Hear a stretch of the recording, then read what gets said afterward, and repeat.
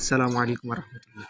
আজকে আমরা জানব একটি গাড়ির মাধ্যমে আমরা কি পরিমাণ কার্বন ডাইঅক্সাইড পরিবেশে নির্গত করছি এবং এর সমাধান কি। As per report the US environmental protection agency, একটি গাড়ি প্রতি কিলোমিটারে 200 থেকে 250 গ্রাম কার্বন ডাইঅক্সাইড নির্গত করছে।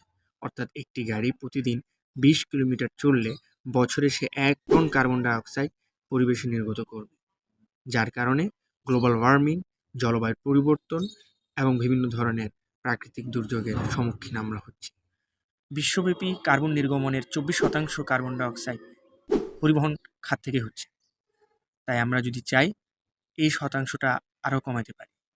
আইপিসিসি এর রিপোর্ট অনুযায়ী ব্যক্তিগত কার্বন নির্গমন 30% কমানো সম্ভব।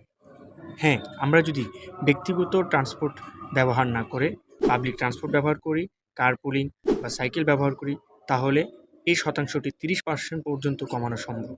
তাই আসুন সচেতন হই, কার্বন ফুটপ্রিন্টে নিজের অংশগ্রহণ করি এবং পরিবেশকে সুন্দরভাবে গড়ে তোলার চেষ্টা করি। আসসালামু আলাইকুম।